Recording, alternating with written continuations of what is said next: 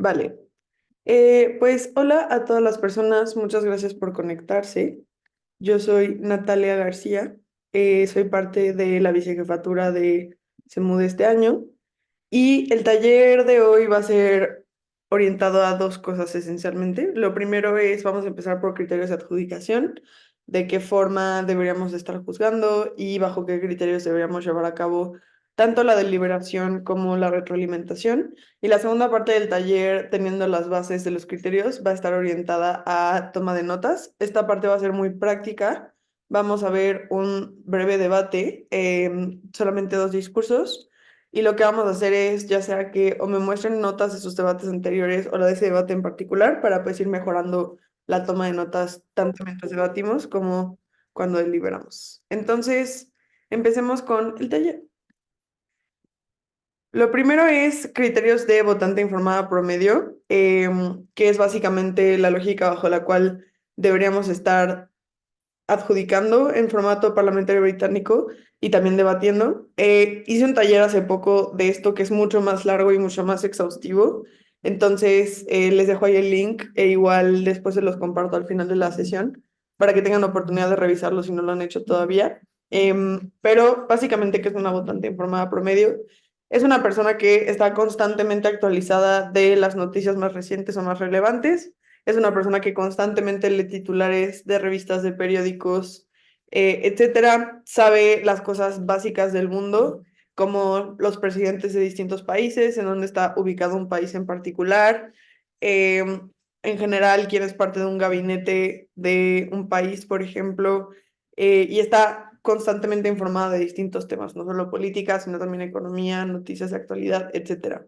Entonces, la votante informada promedio también es una persona que, además de estar constantemente actualizada, es persuadida por ciertas lógicas o ideas dentro del debate parlamentario británico. Iremos un poco más a eso cuando profundicemos en algunos criterios que son relevantes para la adjudicación, pero sí es importante que sepamos lo que es la votante informada promedio, porque hay muchas veces donde nos encontramos con debates que tienen, por ejemplo, argumentos que son muy sofisticados o argumentos que una votante informada promedio no comprendería porque no están lo suficientemente explicados o lo suficientemente analizados, y por ende hay gente que los compra, por ejemplo, porque los entiende o porque es algo que aplica a sus sesos personales, porque es, por ejemplo, una carrera que estudia y no necesariamente porque sea conocimiento de votante informada promedio.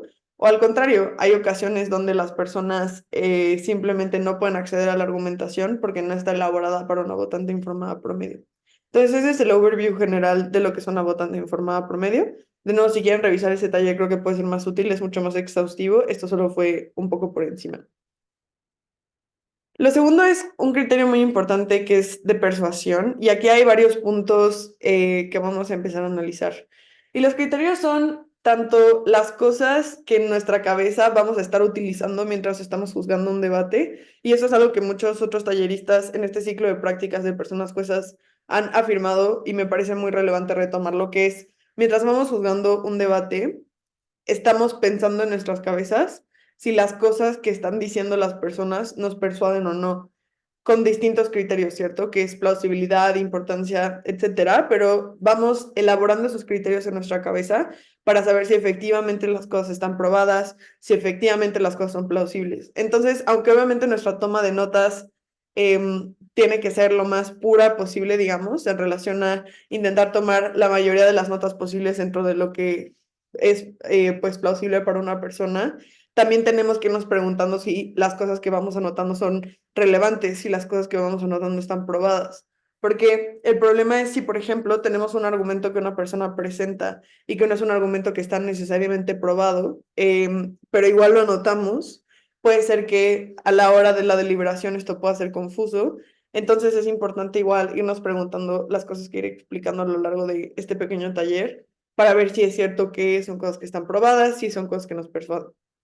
Entonces, aquí hay varios puntos y les recomiendo cuando estén adjudicando ir literalmente punto por punto, como ver si todos los elementos están presentes para saber si efectivamente un argumento, un encuadre, una métrica está cumpliendo con las cosas que debería de tener por manual dentro del parlamentario británico. Y todas las cosas que les iré explicando están dentro del manual de SEMUDE de este año. Obviamente no son mucho más exhaustivas, esto es una revisión solamente por encima, pero creo que es importante pues romper un poco los criterios, ¿no? Y entender qué significan. Y por cierto, si tienen preguntas en cualquier momento del taller, siéntanse libres de interrumpirme, pueden levantar la mano, como sea, está perfecto. Lo primero entonces es la plausibilidad de las cosas. Y lo que es plausible es algo que es probable a pasar, ¿cierto? Entonces, yo puedo decir que es probable que haya una tercera guerra mundial mañana, pero si no pruebo por qué esto es cierto o cuáles son como la ruta argumentativa de por qué efectivamente llegaría a haber una tercera guerra mundial mañana, entonces la plausibilidad no está necesariamente probada. Porque los argumentos, y seguro esto ya lo han escuchado, tienen como dos aristas, ¿no? Y una de ellas es la plausibilidad. Y si algo no está suficientemente explicado hacia por qué ocurriría, entonces es poco probable que yo pueda comprarlo. Y esto es muy relevante porque muchas veces, mientras hay debates, las personas suelen utilizar argumentos que son muy persuasivos, en tanto son argumentos que tienen impactos muy grandes, decir cosas como esto afecta a muchísimas personas y por ende mucha de esta gente, por ejemplo, moriría de hambre, puede ser un argumento muy, muy, muy persuasivo, pero no necesariamente un argumento plausible. Entonces, la plausibilidad es básicamente las pequeñas mecanizaciones o razonamientos para probar que algo efectivamente va a ocurrir. No es suficiente que yo diga que va a llover mañana, sino que tendría que construir mecanismos para probar por qué efectivamente llovería mañana, ¿no? Como ha llovido toda la semana, está muy nublado desde hoy en la noche, por ende va a llover mañana. Y tal vez esto suena un poco tonto cuando lo estoy explicando de esta forma, pero hay argumentos que suelen ser complejos que no necesariamente están probados en plausibilidad. Y la plausibilidad no son solo el número de mecanismos o de razones por las que algo es cierto, sino también qué tan persuasivas son esas razones, ¿no? Porque si mi argumento final es mañana va a llover y yo no construyo lo suficiente para probar que eso va a ocurrir en primer lugar, entonces es poco probable que eso sea plausible. Lo segundo es la importancia, ¿cierto? Porque si estamos en un debate donde yo efectivamente les probé que va a llover, pero el debate no tiene nada que ver con eso, es un debate sobre, no lo sé, inteligencia artificial, entonces es poco claro de qué forma se vincula. Y a veces esto pasa en debates donde tenemos argumentación que es un poco, que está fuera del debate o off clash, como algunas personas pues a veces analizan. Entonces es importante que no solo esté probado el por qué pasarían las cosas, sino porque es importante, ¿no? Para la ronda. Y la persuasión son todos los criterios que están viendo en pantalla. Entonces, un argumento persuasivo o una lógica persuasiva tiene todos los componentes, tanto la plausibilidad como la importancia y las dos explicaciones que daré más adelante. Lo tercero es el análisis, y en formato parlamentario británico, como probablemente sepan, el estilo dentro del análisis no es una característica que se evalúe por aparte. Hay otros formatos en debate que sí lo tienen, por ejemplo, World Schools, en donde tienes una gráfica o una tabla específicamente para evaluar el estilo, pero en el caso del parlamentario británico no es así. Y esto es relevante porque las personas juezas también se persuaden en ocasiones por el estilo que tienen las personas oradoras. Y esto está mal. O sea, darle crédito o mayor crédito a un argumento exclusivamente porque a nivel de estilo fue mejor, porque fue más persuasivo, porque fue más íntimo, porque nos hizo conectar más, no debería de ser el criterio central por el cual estamos asignando más o menos puntos de persona oradora. Más bien el análisis debe ir acompañado del estilo. Y esto se ve, por ejemplo, como si yo les estoy explicando un argumento en el que probablemente les diga que el impacto es que muera mucha gente, y yo lo digo de una forma súper robótica, entonces probablemente ese argumento sea menos persuasivo, a que si les digo por qué esto es algo súper doloroso para la mayoría de la humanidad por X, Y, Z razones, ¿no? Entonces, el análisis tiene que ir acompañado de un estilo que también sea persuasivo, pero no es el elemento central del análisis. ¿Cuáles son los elementos centrales del análisis? Ya que hay varios puntos. Lo primero es la mecanización que sustenta la razón para probar algo. Entonces son básicamente todas esas líneas argumentativas o pequeñas afirmaciones que nos llevan a probar que algo va a ocurrir. Lo segundo es evidencia empírica, que siento que a veces en parlamentario británico, si bien esto es útil, no es necesariamente la mejor forma de probar análisis, porque como saben, pues no podemos acceder, por ejemplo, a recursos en línea, o las personas pues a veces pueden hacer afirmaciones como que alguna persona experta lo dijo, pero pues no tenemos forma de comprobarlo durante el debate. Entonces, si vamos a usar evidencia empírica, tienen que ser cosas que sean de conocimiento general o de votante informada promedio. Por ejemplo, decir cosas como que probablemente China use su arsenal nuclear porque tiene 120 cabezas nucleares. Es cierto, porque la mayoría de las personas y la votante informada promedio sabe que China tiene un arsenal nuclear y que efectivamente puede usarlo en algún momento. Entonces es este tipo de cosas que también pueden sustentar el análisis en este sentido. Lo tercero son razonamientos o mecanismos, que básicamente es la mecanización, todas las cosas o pequeñas afirmaciones que nos permiten llegar a probar algo. Creo que esto cada vez es menos tendencia en el circuito, lo cual me alegra mucho, el sacar como 10 mecanismos para probar algo, porque el tener más razones para probar una afirmación no necesariamente lo hace más persuasivo. Puedes tener 3 mecanismos muy bien explicados y esto es suficiente para probar un argumento, o incluso uno o dos. Entonces, más bien la calidad de las cosas que estamos explicando. Lo cuarto son las intuiciones morales, y esto sí me parece muy relevante detenernos un poquito, porque el circuito ha tenido una mayor tendencia a hacer argumentación en principio. Y esto es relevante porque en muchas ocasiones la argumentación en principio va acompañada de intuiciones morales. Por ejemplo, la mayoría de las personas sabemos que está mal matar y por ende no lo haríamos, pero la mayoría de las personas sabemos que si es en defensa propia, entonces no está mal hacerlo, porque si no el daño hubiera sido ejercido hacia nosotras. Eso implica entonces que esto es en sí mismo una mecanización por medio de una intuición moral. Y cuando estamos escuchando argumentación en principio, a veces estas cosas son suficientes para probar que algo es cierto en primer lugar. Entonces es relevante tomarlo en cuenta porque no toda la argumentación que vamos a tener tiene un fin que es utilitario exclusivamente o que deba probar un daño masivo a las personas para explicar por qué es importante. Entonces las intuiciones morales también son importantes para entender por qué ciertas cosas son ciertas o no. Y lo último en el nivel de análisis son las refutaciones, porque las refutaciones también son una forma de contraargumentar y tienen que tener todas estas cosas que acabo de explicar. Plausibilidad, importancia y un cierto análisis, ¿no? No es suficiente que yo diga que algo no va a pasar si no hay un análisis de por qué no va a pasar en primer lugar. Entonces, también cuando estemos evaluando refutaciones, tiene que haber algo sustentado para probar que esa refutación es cierta o que lo que estaba argumentando el equipo contrario efectivamente no se cumple. Lo último son razones más o menos persuasivas. Y es que probablemente les ha pasado que juzgando haya cosas que no se compran porque no les parecen lo suficientemente persuasivas. La lógica aquí es, podemos no comprarnos razones, tenemos que hacerlo basado en algo, ¿cierto? No podemos simplemente decir, esto no me convence, sino las razones por las que no te convence. Aquí hay 2 motivos principales por los que podría sí o no convencernos. Lo primero es la precisión de las cosas y el detalle de la explicación. Entonces, si yo hago una afirmación que no tiene mucho análisis o que es una afirmación un poco general, puede ser que sea una muy buena razón, pero si no tiene mayor análisis más que la afirmación en general, entonces el detalle de la explicación no existe. Entonces no puedo estar persuadida por eso. Y muchas ocasiones cuando estamos juzgando, hay personas juezas que se dejan llevar por nociones o afirmaciones breves que las personas hicieron, y el problema de esto es que no es suficiente para probar argumentación. Tiene que haber precisión y detalles dentro de las explicaciones para entender por qué sí o por qué no nos persuaden. No sé si hasta aquí hay alguna pregunta. Si sí, siéntanse libres de hacerla. Igual las pueden dejar en el chat o me pueden escribir por el directo. Los segundos son algunos estándares mínimos de persuasión que debemos de tener en cuenta mientras estamos juzgando.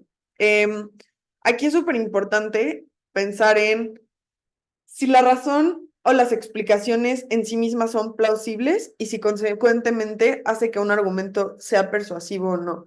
Porque si estamos intentando argumentar algún razonamiento y no hay análisis de por qué estas cosas podrían pasar en primer lugar, entonces baja la persuasión del argumento. Y esto es súper importante porque cuando estamos dando retroalimentación, por ejemplo, hay muchas ocasiones en que las personas juezas no logran explicar con suficiencia porque algo no fue persuasivo o porque el panel no creyó que fue persuasivo. Y mucho del criterio que utilizamos de los estándares mínimos es el criterio de plausibilidad. Y es decir, si bien, por ejemplo, Alta de Gobierno dice que va a haber más gente sufriendo de su lado, las lógicas que nos explican para probar que eso es plausible o que eso va a ocurrir en primer lugar no son lo suficientemente persuasivas porque no creemos que haya suficiente mecanización o las explicaciones que dan no están vinculadas al razonamiento que iban a explicar y por ende esto baja el estándar de persuasión que las personas juezas en el panel tenían y por ende es poco probable que se compre ese argumento, ¿no? Entonces esto es importante porque la plausibilidad es uno de los centrales criterios por el cual a veces hay equipos que ganan o pierden. Y aquí es importante romper un poquito con qué es una afirmación poco plausible o implausible y de qué forma se ven estas premisas, ¿no?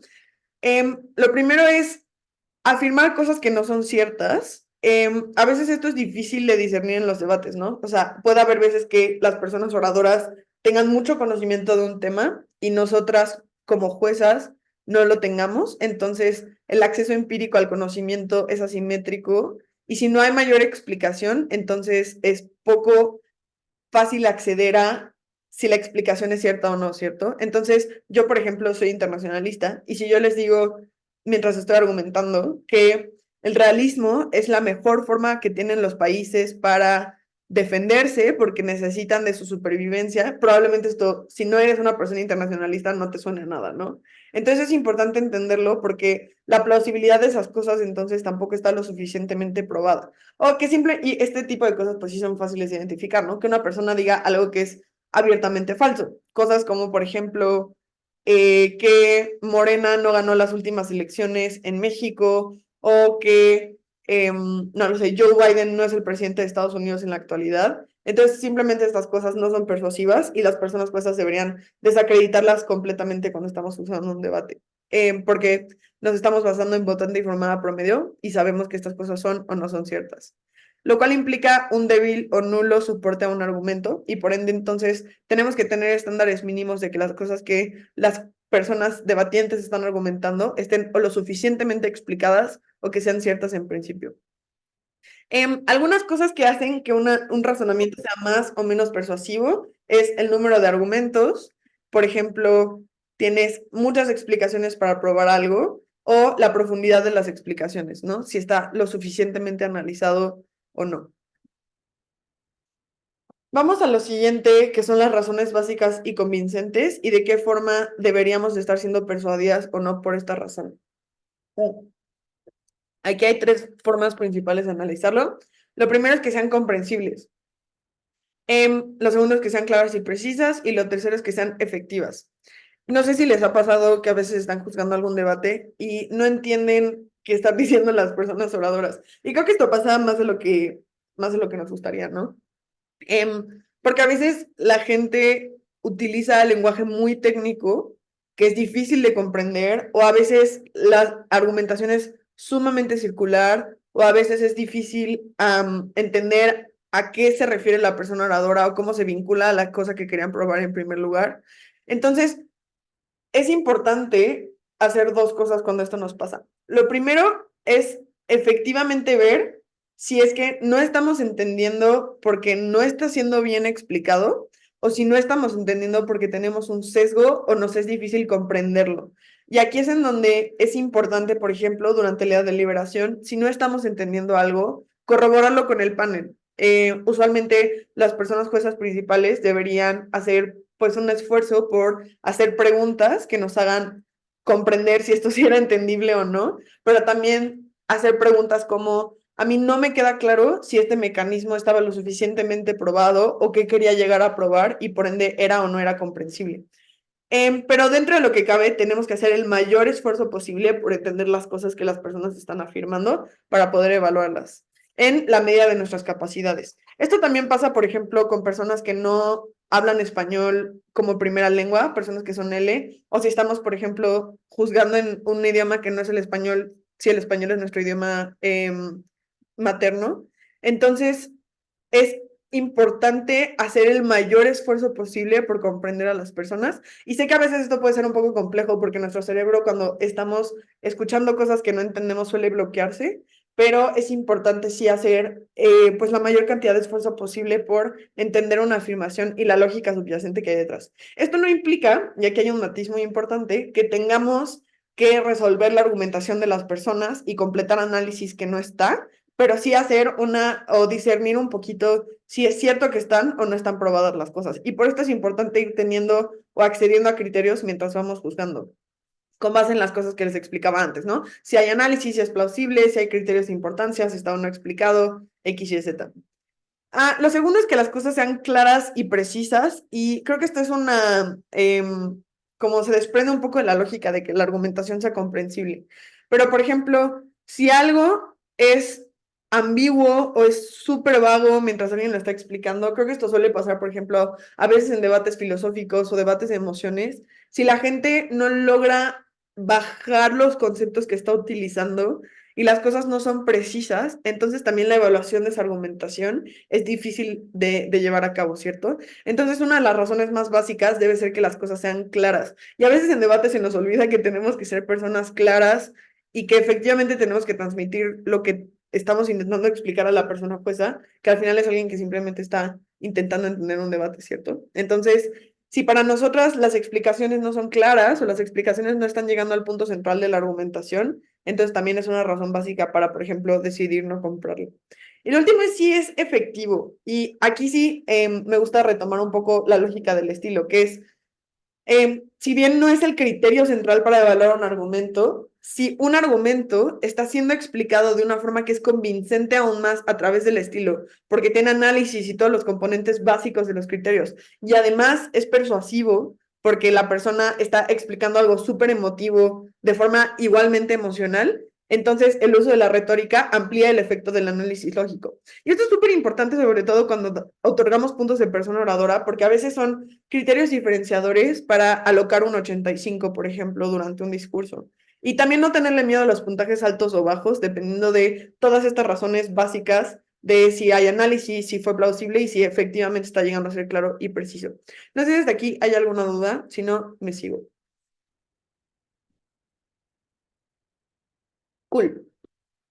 El siguiente criterio que vamos a evaluar son contradicciones. Eh, Eso es muy importante.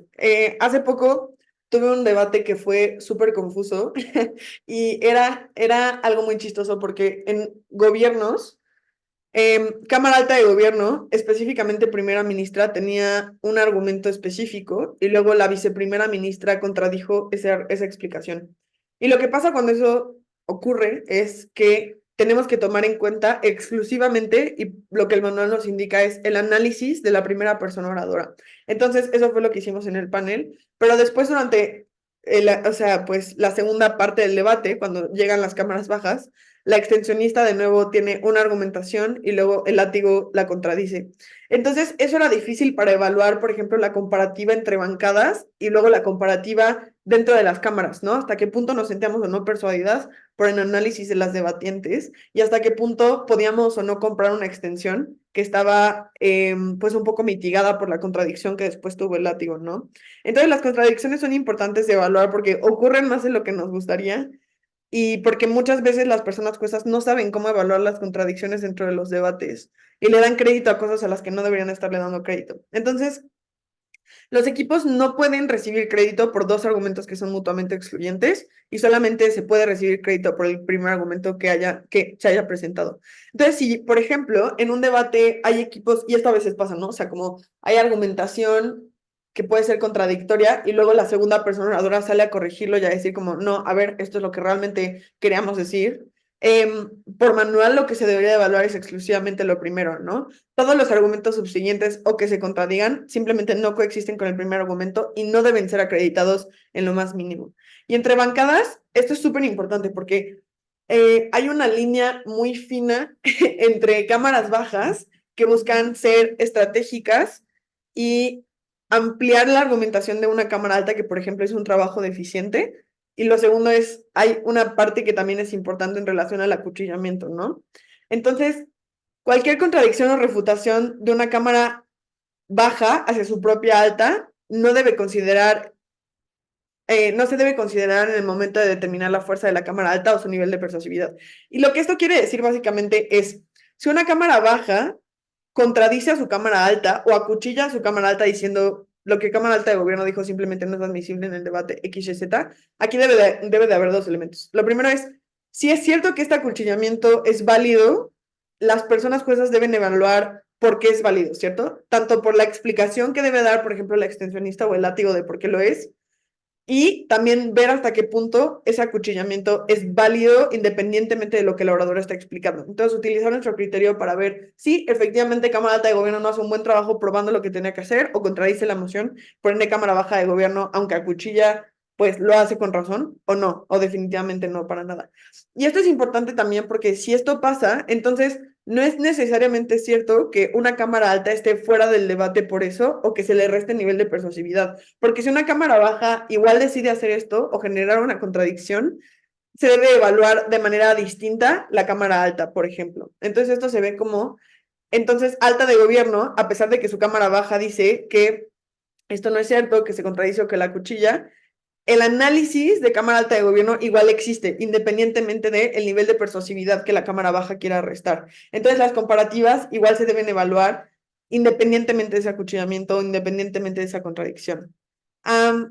Y luego, los argumentos presentados por una cámara baja que contradicen directamente los argumentos de su cámara alta deben ser ignorados por las juezas. Esto es sobre todo cierto, y aquí es en donde está el matiz respecto a los acuchillamientos, ¿verdad?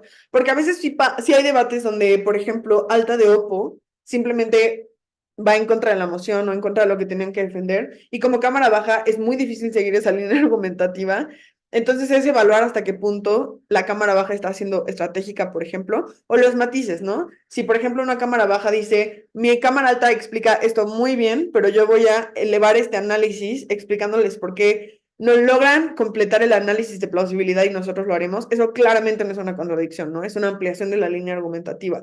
A diferencia de si una cámara baja decide simplemente decir, bueno, mi cámara alta simplemente no probó nada, ahora yo voy a hacer lo que yo quiera con esto. Entonces esto debe ser absolutamente ignorado, tiene que haber obviamente una justificación mayor hacia por qué esto está o no probado. No sé si hasta acá haya alguna pregunta, si no, sigo. Ok. Mm. Vamos entonces a las comparativas. Y esto es muy relevante porque cuando estamos juzgando, no estamos juzgando de forma aislada, ¿cierto? Puede ser que hasta este punto de la explicación, todo lo que les haya dicho es un análisis exclusivo de argumentación por cámara o por bancada, o por persona oradora incluso, pero entonces hay dos niveles de las cosas que tenemos que hacer mientras adjudicamos. Lo primero es ver si todas las cosas que les explicaba anteriormente se cumplen durante un discurso o se cumplen en un debate y luego evaluar eso en razón del resto de las comparativas, porque sabemos que hay 4 equipos en formato de parlamentario británico y entonces es importante no solo tener esas cosas, sino ver cómo interactúan con el resto del contenido del debate. Entonces, lo primero es el nivel de intervención que tenemos o no como personas juezas. Y probablemente han escuchado, que a mí me parece súper relevante, que las personas juezas durante el debate deberían como usar su criterio lo menos posible. Y yo creo que esto es cierto. En medida en la que los equipos hagan un mayor análisis y como desmenucen lo más posible las ideas que están queriendo explicar, entonces es mejor para las personas juezas porque tienen una evaluación más sencilla que hacer, porque el proceso fue más claro. En medida en la que esto no es así y las juezas tienen que utilizar elementos propios o subjetivos durante la deliberación, entonces están utilizando un mayor nivel de intervención, que a veces hay debates que lo ameritan, ¿cierto? Porque pues, son muy confusos o por distintos motivos, o porque era un debate muy complejo en donde no quedaba claro de qué forma tenían que ser evaluadas las comparativas y entonces las juezas tienen que hacer una mayor intervención dentro de la deliberación. Entonces, a veces pasa, pero en la medida de lo posible son los equipos quienes determinan el debate y no las juezas. Em, Aquí hay otro punto muy importante en relación a la intervención y es qué tan importante es un argumento decide cómo afecta la posición de los equipos en el debate. Y esto es sobre todo cierto, por ejemplo, cuando estamos en salas un poco más altas o salas en donde los equipos no tienen fallas claras en relación a las cosas que explicaba con anterioridad, ¿cierto? Donde los argumentos están bien analizados, donde la plausibilidad está bien probada, donde hay fuertes explicaciones para probar importancia, donde están ponderados, donde hay mecanizaciones. Entonces, la lógica que deberíamos utilizar como personas juezas es qué tanto más o qué tanto menos es importante un argumento para lo que se está debatiendo en ese momento en particular. Y con base en el nivel de la importancia y de la carga probatoria que los equipos logran analizar, es como entonces determinamos comparativas en relación a otros equipos, ¿cierto? Y esto, hay debates donde no pasa, hay debates donde sí, hay debates donde es claramente porque como un equipo gana muy claramente a otro, porque o sea, porque el análisis era superior o porque un equipo lo hizo de forma eficiente, pero cuando estos elementos no están presentes, entonces tenemos que evaluar con base en este tipo de criterios, ¿cierto? Y esto, les digo, sobre todo pasa cuando vamos subiendo de salas y entonces es importante que analicemos qué tan ponderadas están las cosas, qué tanto están probadas en importancia, etcétera. Obviamente no deberíamos de darle crédito a un argumento que es claramente absurdo o marginal. Decir que va a haber una tercera guerra mundial y que va a haber una extinción masiva de personas sin análisis no es un argumento que deberíamos de comprar. O incluso ese mismo argumento puede ser poco persuasivo, ¿cierto? Yo probablemente me atrevo a decir que los equipos que han juzgado que sacan este tipo de cosas como será una guerra nuclear como absoluta, probablemente son equipos que son poco persuasivos. El último es evaluar que también está fundamentado un argumento y con base en eso es la intervención que debemos de tener como personas juezas. Esto es súper importante durante sus deliberaciones, porque si son personas juezas principales y tienen comparativas que están claramente en disenso, lo que ustedes deberían hacer es hacer preguntas para evaluar si los argumentos están o no bien fundamentados. Se ve como cosas como, por ejemplo, Alta de Gobierno afirma que las personas son más felices cuando tienen acceso a servicios básicos. ¿Qué mecanismos hay dentro de la intervención de primera ministra para probar que esto es cierto? Bueno, X, Y, Z. ¿Nos parecen lo suficientemente persuasivos? Sí o no, dependiendo de si tienen o no análisis y etcétera, ¿no? Si no están presentes estas cosas o no están bien fundamentadas, entonces deberíamos evaluar este argumento con un estándar más bajo de persuasión y por ende no debería de ser acreditado dentro de la comparativa. Puede haber otros argumentos que hicieron otras cámaras para ser más persuasivos.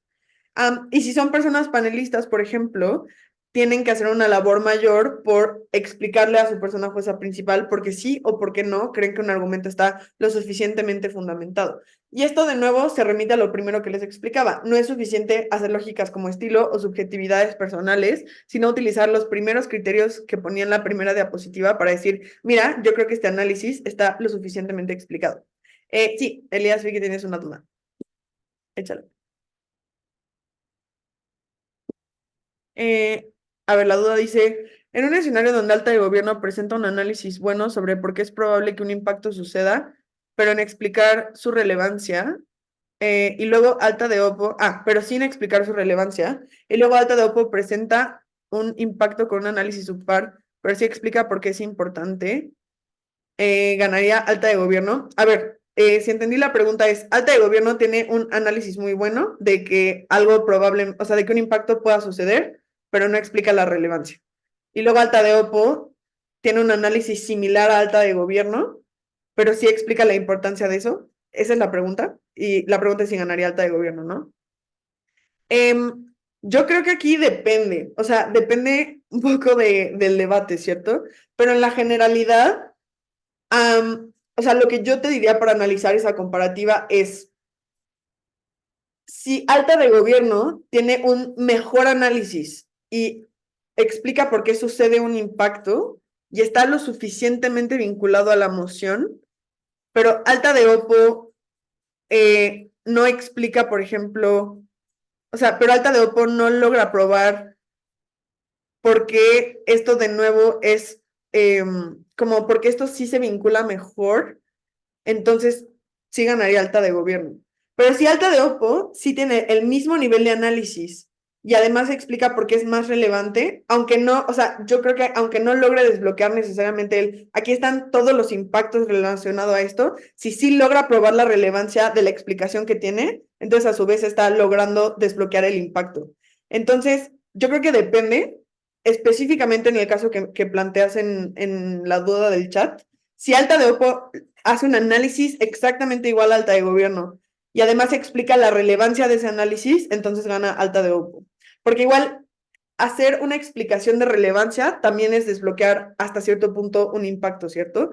Porque si yo te estoy diciendo, o sea, digamos, Alta de Gobierno explica que las personas, y hace un buen análisis para probar por qué las personas en algún escenario van a morir, y luego no explica por qué la muerte es relevante. Pero Alta de Oppo dice, bueno, aquí están todas las razones por las que sí lo es, y entonces aquí está la relevancia del argumento, entonces ganaría Alta de Oppo. Vi que pusiste algo más. Ya, maravilloso. Espero que esté claro, supongo que sí.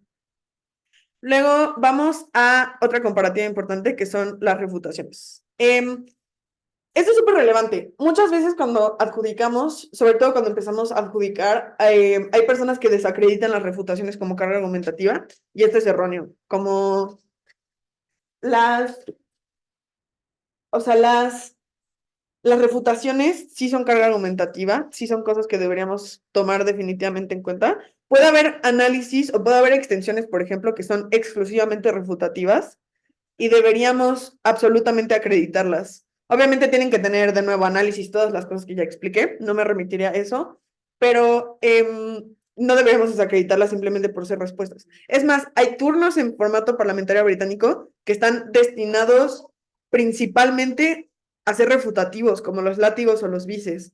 Y si no evaluamos eso como contenido argumentativo, entonces es muy difícil hacer comparativas, ¿no? Porque muchas veces las primeras intervenciones tienen una labor sobre todo constructiva y los mayores choques, aunque debería ocurrir en todo el debate, pero los mayores choques están sobre todo en los segundos discursos. Entonces, prestar mucha atención a la refutación y a las respuestas es increíblemente relevante para poder discernir comparativas, sobre todo comparativas cerradas. ¿Cuándo deberíamos desacreditar alguna refutación? Um, cuando, más bien, ¿cuándo deberíamos acreditar una refutación? Si las personas que están refutando logran probar en distintos grados por qué algo es incorrecto, por qué es irrelevante, por qué es menos importante, por qué es insuficiente, inadecuado o inferior a las contribuciones de la bancada propia. Vamos a desglosar un poco, paso por paso, qué significa que un argumento sea incorrecto. Entonces, por ejemplo, yo digo que va a llover mañana y Alta de Opo afirma que probablemente no llueva mañana porque hace 3 días el pronóstico de clima es que iba a estar súper soleado, no ha llovido en una semana, entonces claramente esto es incorrecto. Y está desacreditado. Lo segundo sí es irrelevante, porque si estamos en un debate donde, no lo sé, o sea, es importante probar algo como que va a llover porque estamos en tiempo de sequía, y Alta de Opo dice, ok, pero hay otras formas de resolver la sequía, como puedo regar mi jardín con una manguera o puedo hacer captación pluvial, por decir algo, para efectivamente regarlo. Entonces es irrelevante que llueva porque igual puedo acceder al beneficio de que mis plantas estén regadas, por ejemplo. O decir por qué es menos importante. Ya no usaré el ejemplo de la lluvia, usemos cualquier otro.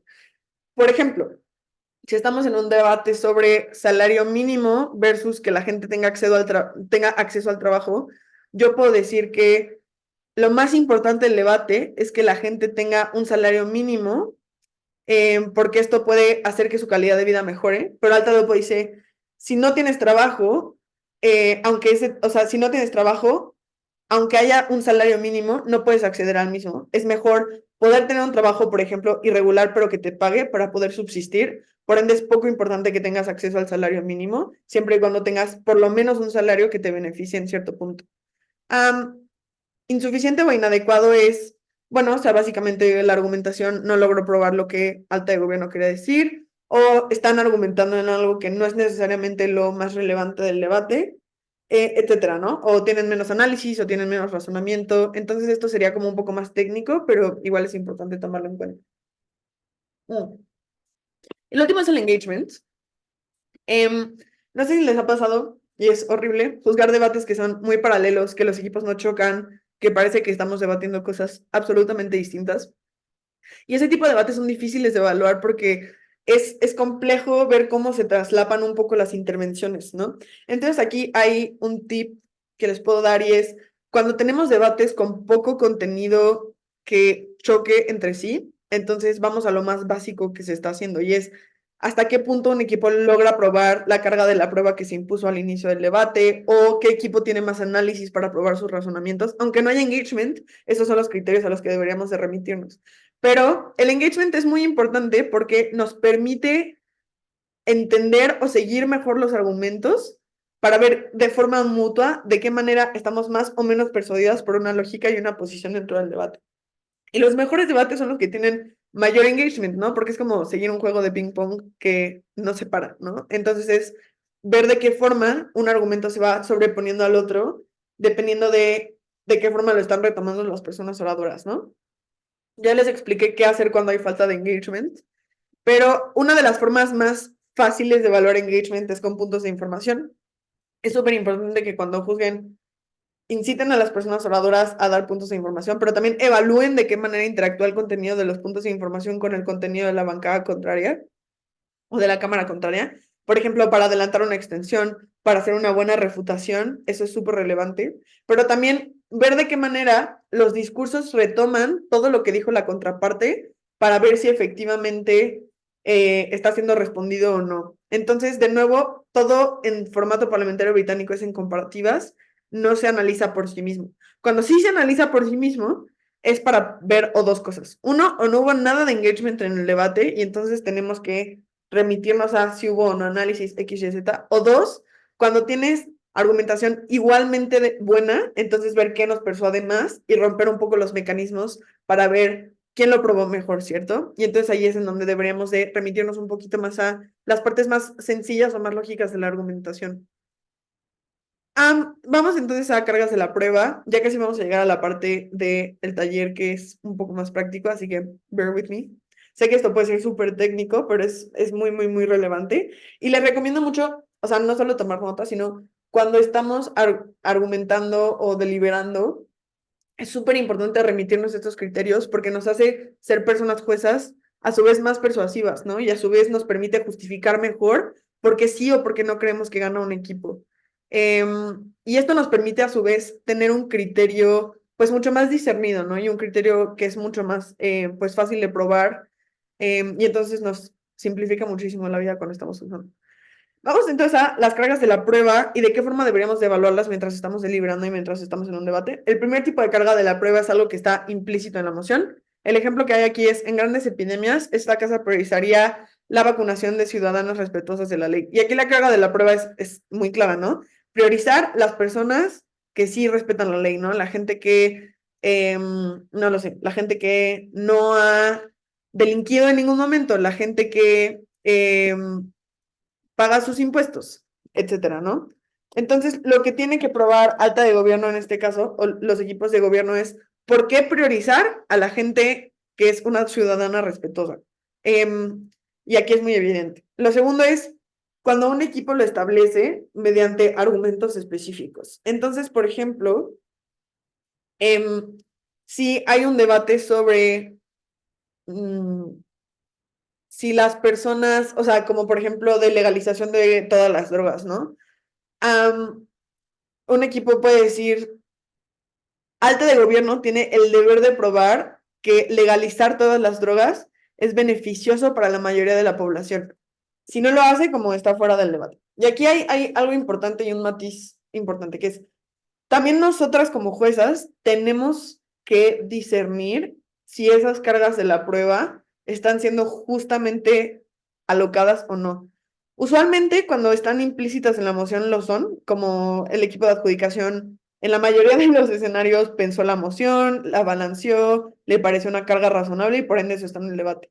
Pero cuando no es así, si tenemos un equipo que está afirmando que debe haber una carga de la prueba sin explicación de por qué eso es cierto, entonces nosotras no deberíamos estar persuadidas por esas afirmaciones. Porque hay equipos que lo hacen de forma sucia, decir como alta de oposición tiene que probar esto cuando en realidad no. Pero también es importante dentro de lo posible que los equipos respondan a las cargas de las pruebas que otros equipos les imponen. Porque esto también nos permite evaluar mejor el engagement. Y si hay un equipo que impone una carga de la prueba y otro que efectivamente la cumple, entonces definitivamente ganaría el otro equipo, ¿cierto? Porque están logrando hacer lo que el debate les pide. Entonces, esto es súper importante también. No sé si aquí hay alguna duda con las cargas de la prueba. Si no, seguimos. Encuadres competitivos. Esto es súper importante porque los encuadres competitivos funcionan cuando tienes equipos que sí tienen métricas, que sí tienen criterios establecidos, que sí se han puesto de acuerdo en las cosas en el debate. Entonces, es evaluar con distintos puntos qué nos persuade más o no. Lo primero, y aquí esto está igual de nuevo en el manual y literalmente está punto por punto en relación a qué debemos hacer cuando hay encuadres competitivos y qué debemos de valorar con base en las cuatro cosas que hay a la izquierda de la diapositiva. Lo primero es, ¿hay algún criterio o principio cuya importancia y veracidad acuerden todos los equipos de forma explícita? Lo que esto quiere decir es, en un debate todos los equipos afirman que lo más importante de la ronda o la métrica que hay que cumplir es si la gente puede acceder, o sea, tiene acceso a medicamentos. Y eso es lo más importante del debate. Si este es el criterio que se da, Las juezas durante la deliberación tienen que evaluarlo con base en ese criterio. Los 4 equipos de todo el debate se pusieron de acuerdo en que lo más importante es el acceso a los medicamentos. Los 4 equipos del debate llevan la mayoría de su argumentación a probar por qué hay o no accesibilidad de argumentos, y hay un equipo que lo prueba de forma más clara o que logra explicar mejor ese criterio. También a veces se ven como puntos de choque, ¿no? Y usualmente no tenemos un solo criterio, tenemos varios. Entonces, es también ir evaluando qué criterio fue el más importante del debate con base en la justificación de los equipos o no. O si hay 2 criterios, cuál, si no hay una mayor explicación, cuál creemos que es el más importante, ¿no? Entonces, esto es lo primero. Si no se cumple este primer punto, vamos al segundo, que es, ¿hay algún criterio o principio cuya importancia y veracidad acuerdan todos los equipos de forma implícita? Entonces, no todos los equipos dicen lo más importante es el acceso a los medicamentos, pero toda la argumentación de los equipos va hacia probar que la accesibilidad es lo más importante, a pesar de no haberlo dicho de forma explícita, como esto es lo que voy a probar en mi discurso o esto es lo que vamos a probar. Sí, sí, de nuevo, entonces utilizamos esos criterios para evaluar si los equipos lo cumplieron o no. Si ninguno de las 2 anteriores se cumple, vamos al tercero, y es, ¿hay algún equipo que ha demostrado de forma efectiva la importancia y veracidad de un criterio o principio?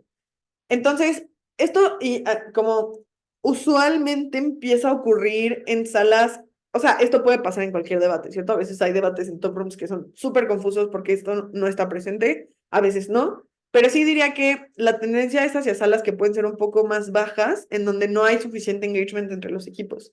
Y cuando esto pasa es, 3 de 4 equipos están debatiendo lo que quisieron o algo que no es muy relevante, y hay un equipo que relativamente claro está probando por qué la accesibilidad de los medicamentos es lo más importante del debate. Entonces, aquí está un poco mejor demostrada la efectividad y la importancia o la veracidad de un criterio propio. Y también esto es muy importante porque no es suficiente decir que la accesibilidad a los medicamentos es lo más importante del debate, sino una explicación de por qué es la métrica central. Porque, por ejemplo, si es un debate sobre accesibilidad como a la salud en primer lugar, y un equipo dice, la accesibilidad a los medicamentos es lo más importante del debate porque, no lo sé, es inmediato, porque nos permite tener algo que mitigue los riesgos a la salud, porque las cirugías son súper caras, entonces lo más relevante es poder acceder a medicamentos porque es lo que más rápido nos salva. Entonces, esto está justificado. Si no existen esas explicaciones de por qué es lo más relevante, pues también es un criterio que no debería ser tan acreditado como si existe plausibilidad, porque todo el debate al final tiene que ver con plausibilidad de importancia. Y lo último es, si no hay un criterio explícito y no hay un criterio implícito, y además ningún equipo ha demostrado de forma efectiva la importancia de lo que sea que estén explicando, entonces vamos a lo que la votante informada promedio consideraría importante. Aquí, y probablemente les ha pasado en algún punto juzgando, debatiendo, es horrible llegar a este punto porque es como no hay nada explícito, no hay nada claro en el debate. Lo que creemos que es más relevante es la accesibilidad de las personas a los medicamentos, a pesar de que no está aprobado. Entonces, esto es lo que vamos a considerar como criterio. Y les recomiendo encarecidamente, cuando estén dando retroalimentación, si son personas principales, recuerden remitirse a los encuadres competitivos. Aclara muchísimo las formas en las que estamos juzgando y evaluando. Entonces había un criterio muy claro en el debate que era con base en este criterio vamos a evaluar las siguientes comparativas. Alta de gobierno lo prueba mejor por X, Y, Z. O no había ningún criterio explícito en el debate, tuvimos que remitirnos a lo que creíamos que era lo más importante, que era esto, porque es lo que más se discutió en el debate. Aquí van las explicaciones. Entonces los encuadres competitivos son fundamentales, deberían tenerlos presentes en todos sus debates, absolutamente todos, y les va a ayudar mucho a aclarar las explicaciones que están queriendo dar. Y lo último sobre los encuadres competitivos es los cambios de métrica. Esto es muy importante. Lo he visto mucho últimamente. Me molesta mucho que las personas juezas no sepan que esto existe. Pero va a haber equipos que no crean, por ejemplo, que la accesibilidad a los medicamentos es lo más importante del debate, sino, no lo sé, por decirles algo, el bienestar de los animales. Entonces, alta de gobierno dice, lo más relevante son la accesibilidad a los medicamentos, alta de opuesta de acuerdo, y baja de gobierno dice, en realidad no, lo más importante es el bienestar animal, por lo que sea. Entonces, tenemos como juezas que elevar los estándares de la persuasión. Y esto se ve como Cámara Baja de Gobierno haciéndole un punto a la alta información, definitivamente a la vicelíder de OPPO o al líder de OPPO, diciendo, en realidad la métrica más importante es esta por esta razón, hagan engagement con eso. Si esto no pasa y Cámara Baja de Gobierno se saca un criterio así, de la nada, entonces nosotras, esto no significa que Cámara Baja de Gobierno pierda en automático, mucho ojo, pero lo que sí tenemos que evaluar es hasta qué punto hubo intentos por hacer engagement con una cámara alta cuando hubo este cambio de criterio. Y si no existe y además está mejor probado que lo más importante, según Altadeo, pues la accesibilidad a los medicamentos, entonces Cámara Baja de Gobierno definitivamente pierde. Si no hizo engagement y además Altadeo pues logra justificar porque su métrica es más importante, entonces pues claramente va a ganar Cámara Alta de oposición. Y lo mismo pasa, por ejemplo, en cámaras altas o cámaras bajas. Digamos, o sea, ambas cámaras altas se han puesto de acuerdo en que lo más importante es la accesibilidad a los medicamentos, pasa el debate, llega la persona vicelíder de OPPO y dice, bueno, ahora creemos que lo más relevante es el bienestar animal y no le permiten puntos de información a la Cámara Alta de Gobierno, por ejemplo, entonces de nuevo tenemos que elevar el estándar de persuasión y ver hasta qué punto está lo suficientemente probada esta métrica, si efectivamente era lo más importante o no, y esto se conoce como home cases. Entonces es ver si efectivamente esto está lo suficientemente explicado. ¿Hasta aquí alguna duda? Maravilloso. Eh, ok, en comparativas en engagement,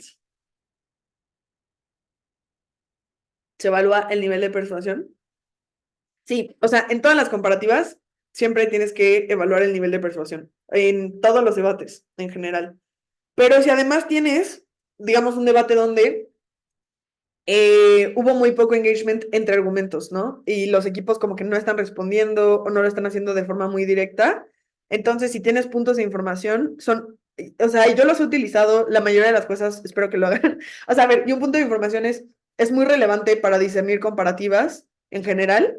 No es obviamente lo más relevante, ¿no? O sea, hay análisis, hay muchas otras cosas, pero si tienes una comparativa que es muy cerrada, por ejemplo, ya sea porque hay mucho engagement o porque hay mucha, o sea, o porque hay una gran falta de engagement, si tienes puntos de información, entonces es súper útil para ver de qué forma están interactuando los equipos, ¿no? Entonces, como, bueno, si bien no hay respuesta directa entre baja de gobierno y alta de oposición, el punto que hace alta de oposición a baja de gobierno explicando esto nos es útil para diseñar esta comparativa por X, Y, Z. Y lo mismo pasa, por ejemplo, o sea, tú puedes puntuar más bajo a las personas oradoras de un debate porque no hubo suficiente engagement ni intentos por hacerlo. Entonces, definitivamente, el estándar de persuasión tiene que estar presente dentro de los debates con poco engagement. No sé si esto aclara tu duda, Elias. Maravilloso. Ok. Vamos a pasar a la toma de notas. Y sí, aquí les dejé una pequeña plantilla de cómo yo usualmente tomo notas en el debate. Ojo que la toma de notas es, o sea, individual. Las personas entendemos nuestras notas de forma diferente y cada quien tiene formas en las que se adapta y se adecua. Esto es simplemente una plantilla. Entonces, ese es el disclaimer. A mí me ha servido mucho juzgando y espero que les funcione. Entonces, ¿qué tiene este pequeño cuadrito? Básicamente son dos secciones, bueno, en realidad son tres, pero está dividido en dos de arriba abajo, en donde tenemos Cámara Alta de Gobierno, Alta de OPO, Baja de Gobierno, Baja de OPO. Entonces tenemos, por ejemplo, en un debate de altas, lo que dice la Cámara Alta de Gobierno, el argumento, sus razones para aprobarlo, la prevención que hace frente a Cámara Alta de la oposición y una ponderación de por qué lo que están diciendo es lo más importante del debate. Luego sale Cámara Alta de oposición, da argumentos, razones, prevención y ponderación. A mí esto me sirve mucho ponerle como color coding o colores para ver, ok, entonces aquí está el argumento, aquí están los razonamientos, aquí está la prevención y luego hay una ponderación. Y así, cuando estoy explicando a los equipos durante la retroalimentación porque ganaron, perdieron, lo que sea, para mí es muy, muy fácil identificar como, ok, aquí están los colorcitos, ¿no? Esto es muy evidente. Entonces, eso es lo primero. Lo segundo es, en el medio, ven un cuadro que dice choques y contribuciones / dudas. ¿Cómo se ve esto? La primera parte, que es choques y contribuciones, para mí es remitámonos a los encuadres competitivos. Entonces, aquí tenemos dos métricas que son súper importantes, o una métrica que es súper importante, que es, no lo sé, el acceso a las personas a salud en la generalidad. Ese es el choque central que está en el debate, porque los equipos lo explicaron, porque está implícito X, Y, Z, o porque, pues, votando informada promedio, me parece que es lo más importante del debate. Entonces tengo ese choque. Toda la argumentación en cámaras altas que va destinada a ese choque, la segmento en, aquí está la afirmación que dijo alta de gobierno relacionada a este choque, aquí está la afirmación que dijo alta de oposición relacionada a este choque. ¿Quién contribuyó más? Y voy haciéndome pequeñas notas, ¿no? Como, ok, el análisis de alta de gobierno está mejor probado porque dieron estos mecanismos, o el análisis de alta de gobierno está mejor probado porque hay una ponderación más explícita en importancia. Y lo segundo que hago es, me pongo pequeñas dudas mientras voy adjudicando que si se resuelven, voy tachando. Por ejemplo, el criterio más importante, ahí tenemos dos criterios centrales en el debate, ¿no? El número de personas afectadas y el bienestar de las personas. Cámara Alta de Gobierno da 5 razones para probar que hay un número de personas afectadas, pero en realidad no lo prueban porque no tiene análisis, porque no es persuasivo, porque no hay importancia, porque sus mecanismos son marginales. Y si en algún momento Cámara Alta de Gobierno contrarresta esas dudas, entonces simplemente lo tacho y veo entonces qué queda del choque, ¿no? Si alta de oposición, si lo logró probar o no. Porque eso es muy importante y Juanita dio un taller la semana pasada que también mencionaba esto, entonces creo que es súper importante retomar. Por dos motivos. El primero es, al igual que un discurso cuando estamos debatiendo, si tú tienes una hoja donde tienes absolutamente todo junto, es muy, muy, muy, muy probable que te confundas a la hora de salir a dar tu discurso.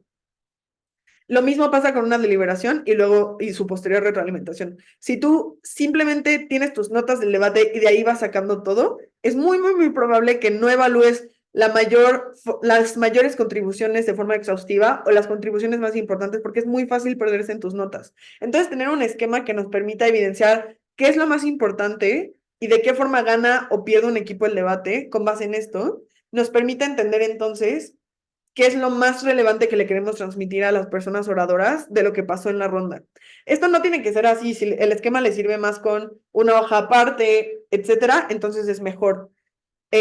Si a ustedes se les acomoda. A mí esto me sirve mucho porque lo tengo visual, lo tengo en el centro y puedo irlo acomodando conforme va ocurriendo el debate. Yo tomo notas en computadora, lo cual también me parece bastante útil para esto. Entonces puedo como borrarlas o no a gusto. Entonces, además esto es muy útil porque no solo tengo las contribuciones de los equipos, entonces no se me pasa nada porque anoté la mayoría de las cosas que pude, obviamente dentro de lo humanamente posible, porque a veces es imposible anotar todo, o voy anotando lo más importante y luego tengo un espacio para poner qué fue efectivamente lo más importante, lo que me persuadió, y entonces tengo una mayor capacidad para explicar a los equipos por qué eso fue lo que me persuadió.